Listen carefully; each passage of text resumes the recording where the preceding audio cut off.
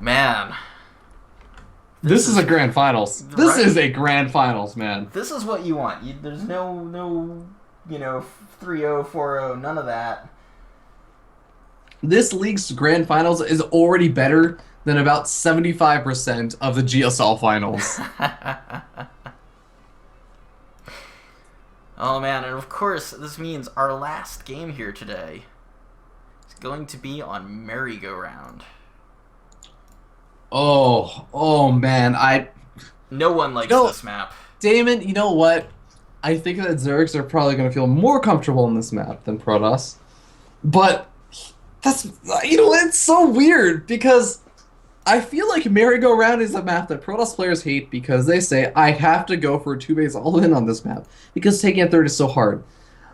But on this map, with these two players, I feel like SamuraiPanda is going to be like, okay, that's fine, I'll 2-base all-in. It's no problem. It's probably my best shot at winning right now. I mean, I would be quite tempted to do the same. I'd be very surprised if we saw any kind of, economic cheese out of SamuraiPanda. You know what? He's shown in this best of 5 series he can contest with Freedom as long as he's engaging constantly and just constantly being able to take advantage and eke out advantages through his micro and engagements.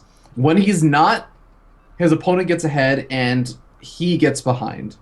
So just no, it's not even shenanigans. It's not even kind of cheesy, there's no coin flips or anything going on here. I feel like SamuraiPanda should just be going for the big aggressive plays, even with Freedom knowing he's probably going to be going for the big aggressive plays.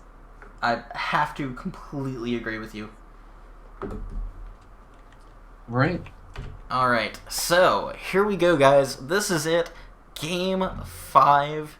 This is for everything here. It's all on the line for both of these players. Finish out the season as the undisputed champion. So we're going to start off in the top left position here on Merry-Go-Round, having just tied up the series 2-2. Our former champion and one of our hopeful future again champions, it is KJ's Freedom. And his opponent, spawning down here in the bottom center side of the map, is going to be the red Protoss player. He was the underdog coming into this. We were wondering if he was going to take any games. And he's shown that he's been able to bring it to this ace match. Give it up for SamuraiPanda. Again, I can't say enough how great this series of games has been from both of these players. It's been phenomenal. Yeah, they're really showing their stuff. Mm-hmm. And it's, again, one of the best things in the world, Damon, about StarCraft is, and it's one of the best feelings. The reason why I love this game so much is because people can express themselves. They can express the kind of person they are, their strengths, their weaknesses. It all gets expressed sometimes through the gameplay. And sometimes it doesn't always happen. A lot of players, they don't really get to do that. And I feel like these two players, I feel like I know them better through this series. I feel like they're really getting to show, what they're good at, what they're bad at. We're seeing all of it, and we're seeing them really put themselves out there. Their play styles are so unique and kind of put out there. Oh God, Damon, I'm so happy we get to see this series. Me too. Both players playing pretty standard here. Freedom still a little bit worried after that cannon rush in Game 3. Yeah, spawning pool first, man. Never again. You know what? I wouldn't even be surprised if we took a look at the next 80 games that Freedom plays in PV or ZVP, on the ladder. He's just nope, spawning pool first. Never again in my entire life. I would not be surprised by that either. And Panda, of course, going for the Gateway Expand. As a Protoss player, that's what I do. That's my go-to. It's safe. It lets you have a lot of flexibility. Yeah. It's a good choice. Yeah, you get up that mothership core nice and early. You can get up your expansion relatively well-timed and everything. Of course, you have the ability, more importantly than anything else, to get out some of those early game units for gateway aggression. There's actually, you know what I would love to see out of SamuraiPanda is another Blink Stalker play. I mean, he's shown he's really good at it. And this map is actually really nice for Blink Soccer play. When you get a Mothership Core, actually, and you get Blink, you can actually decide to go for that third expansion. And you can actually go, while attacking the third expansion, you can actually blink up into the main base if your opponent takes that sort of more, open area third expansion on the low ground in the main. You can actually blink up into the main base or the natural expansion. It can actually be a getaway tactic for your stalkers to go and be aggressive at a different expansion instantly. Yep, I mean, honestly, the prime example of that is look at the way MC plays. He'll move out with his blink stalkers. He'll get into a position where you're like, okay, well, he's just going to lose them all now, and he will blink aggressively deeper into the base, do a whole lot of damage, move the opponent's army out of position, and then just blink back out and not lose anything. Yeah. It is incredibly frustrating to deal with, and you know what? I think we know it. SamuraiPanda knows it. I wouldn't even doubt if Freedom knows it. Twilight Council coming down. I think we're going to be seeing that Blink Stalker play, man. I think so. The question is just, is Freedom going to be adequately prepared for it? Mm-hmm. Overlords from Freedom. Actually, it's 2 Overlords of the natural expansion. I actually think that might be a bit of a mistake because he doesn't have any Overlords near the main base right now. He really, I talked to him. He said he really enjoys donating Overlords to his opponents. I have noticed this throughout this series. That is actually one of the most unfortunate events in this entire series is how many Overlords have gone down. If somebody wants to go over this VOD and count all the Overlords that have died, I would pay them as many dollars, or actually, no, I don't think I'm that rich. I'll pay them as many cents as Overlords have died. I think I'll still at least get $1 out of it. Yeah, there's just been so many. Oh, Freedom. Oh, well, I'm not sure how I feel about this. You know what? Okay. Here's the thing. I'm also a little bit on the fence about it. Well, let's think about it. What did we just talk about? Blink Stalker play between the third expansion and the natural expansion, that's really annoying and hard to deal with. That expansion is probably not going to get scouted by a Protoss player going for like a 2-base all-in. So he doesn't really have to worry about it being attacked now. It's like one of those kind of down the line, it might get picked off kind of things. And if he just defends his natural expansion in his main base, like that's actually a much easier defense, just defending those 2 bases. The problem is, though, like what happened in Game 1? Freedom tried to get sneaky, and it backfired on him. I definitely see where you're coming from, and I agree with you. I think that it is going to be difficult, or it could get into a really weird and awkward situation. But think about the map that we were playing on game number 1. It was Habitation Station. There was no way that gold expansion was going to go unscouted for very long. This expansion, I almost feel like SamuraiPanda I think he'll probably send something up, but you still have to kind of decide, like, okay, is my opponent actually just 2-basing it right now? Like, because I've been so aggressive, and he feels like, you know what, as long as I can survive till the later stage of the game, I'll be okay? I don't know if you've noticed. Freedom has actually completely ignored Zerglings. He went straight into roaches and straight into spines. Oh my god, that is a very interesting decision. I feel like Zerglings, in some ways, I kind of like them better against Blink Stalkers, but we'll wait and see. The Blink has finished up. Warcake Technology, of course, has also finished up. And yeah, SamuraiPanda just poking around being like, where's your third? Well, let's poke into the natural and see what you got. Good time warp there. Getting a lot of free units, a lot of extra damage out of that. There's a lot of roaches here. These spine crawlers are just adding so much right now to the defensive's Freedom. I actually don't know. Even with SamuraiPanda level Blink, it's going to be very difficult to break into this, but he's doing a good job of it so far.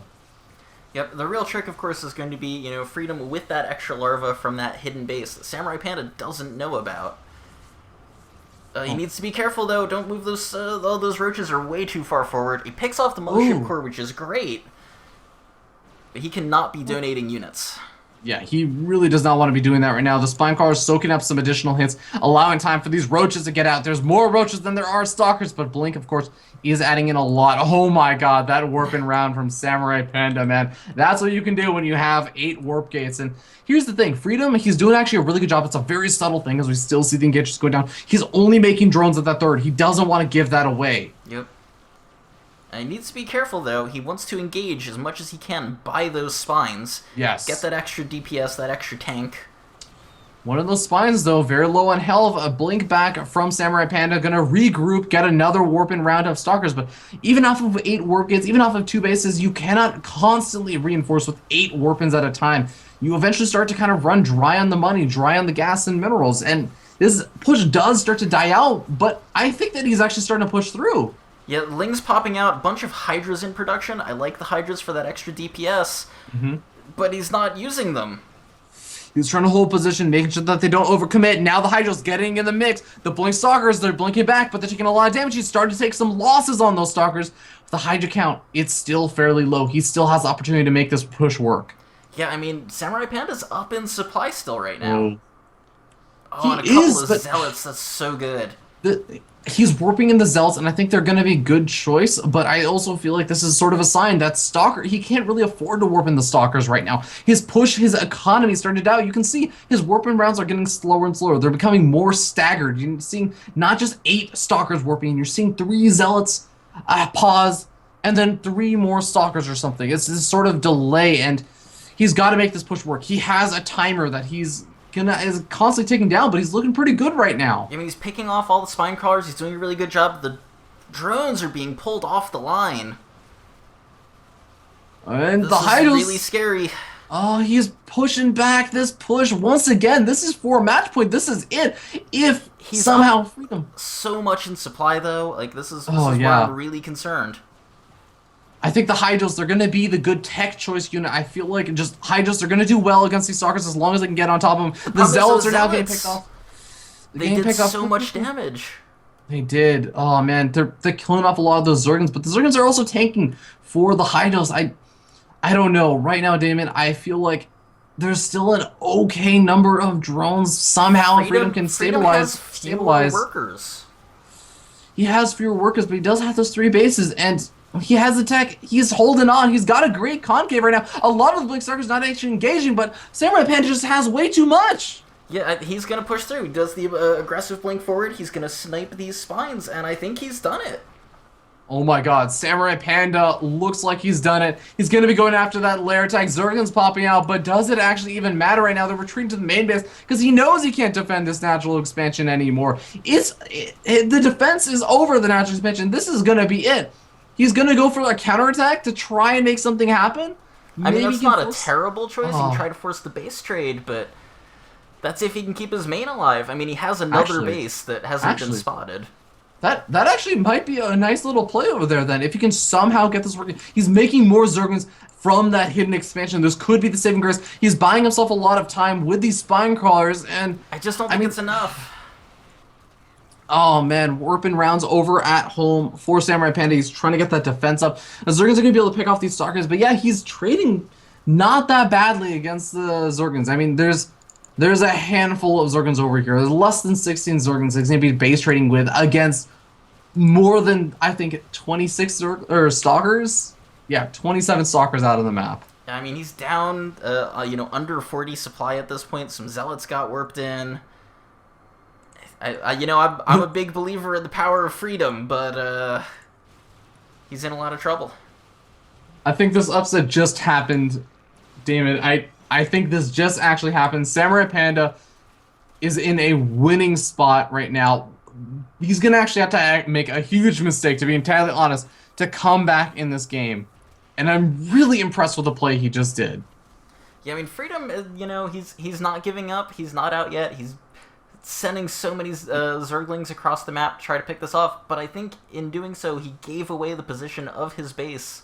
Mm-hmm. And he's trying to warp in emergency spines while his Zerglings come to try to clean up, but I don't think he's going to do it. You have to think about it like this, David. Even just a single Mothership core being made wins the game for Samurai Panda at this point, right? All he has to do is make a Mothership core, and the Zergans will eventually die off before they kill off all these buildings. Yeah, and I mean, the base has been spotted. It's being targeted down. This is really it. Samurai Panda has done it with the insane upset. He's going to take this game. I mean, Freedom might try to drag it out, but... And I mean, it's been a really nice run for Freedom. Obviously, he's an awesome guy who's been able to actually make this league possible and run the league. And he's also won the previous seasons of the league, but he's being dethroned right now. He's coming to grips with that right now. Yeah, I mean, like, he's taken out of... he's really trying, you know? He's still off almost all the probes. That's true. But, so what? All Mothership Core, damn. That's all I'm saying. All Mothership Core. There we go. There's the GG from Freedom.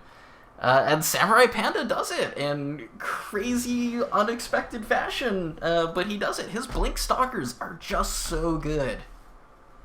SamuraiPanda, he's living up to his name, man. He is a master in the art of combat, and he's taken it with Micro, man. That is honestly what won him that series, and he did it fantastically. He played to his strengths.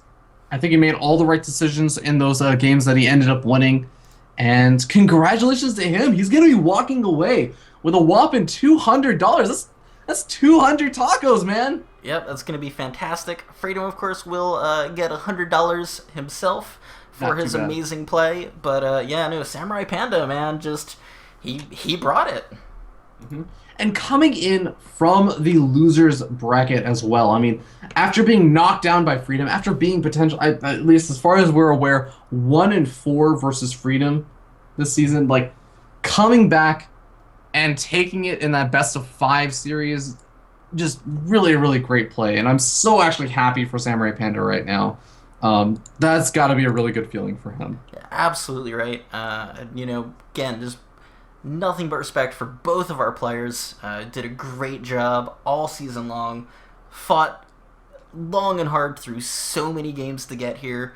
And, you know, SamuraiPanda just, in the end, managed to really make it work. Mm-hmm.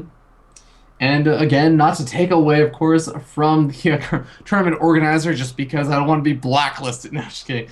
But yeah, big shout out to Freedom. Also, he played really, really well. I think that he was also trying to play to his own strengths. Again, I think we said this a lot. Playing toward that late game, wasn't quite able to get up into that late game in this game. But you know what? I think at the end of the day, I still kind of like the hidden expansion decision. I think that it would have been an even harder defense if he had taken that normal third expansion and played it out well. Played a good series, but man, SamuraiPanda. Mad respect to him. Yep, absolutely. I wish that I had Micro like he does. Right. God, I would just be winning so many ladder games if I had his Micro. Well, you know, huge thanks, of course, to you for coming out today and thank the you. series with me. Thank you for inviting me on. This is an absolute pleasure, man. And I'm really being honest when I say this. Like, you can sometimes cast like Koreans playing blah blah. They could be GSL finals, whatever. You know what? There's a big difference between two players battling their heart out, and honestly, these guys were seriously putting their hearts out in those games. They were giving it their all right there. You could tell, and it was a really close and very, very entertaining and awesome series. And that's what's awesome about StarCraft is, you know what? It doesn't have to be top level Koreans to be super awesome. And these guys, they played pretty well. They might not be like GSL finals, but honestly, that was a better finals than most GSL finals. So thank you so much for letting me be a part of this. So it was my pleasure. It was great having you here. And that is, of course, going to be it for this season of the league. Don't stop following us, though. Next week, we will have a series of show matches against the one and only In Control himself, where he will play off against various members of the KJ clan, including Freedom and myself. So that should be an awesome time. Especially if you enjoy watching people get face stomped by pro players. Yeah, that's always the fun part, when the pro players just start going for really weird and silly strategies, and they still beat you, and you're like, oh, well, I feel really good about myself now. I just lost to only Phoenix. He can't actually even kill buildings. He still beat me. Exactly. So be prepared for lots of goofy shenanigans next week, and the next season, of course, will probably get started fairly soon. I think there's usually a couple of weeks, maybe a month or two of downtime between them, and then we will get rolling once again. So if you want to join in and have all this fun, I know it's a DC area league, but we're open to players from all over the place. Find the MDDC VA StarCraft group on Facebook, join in, have a great time, make good friends, and play some StarCraft. Thanks so much for tuning in, guys, and I will see you all again later.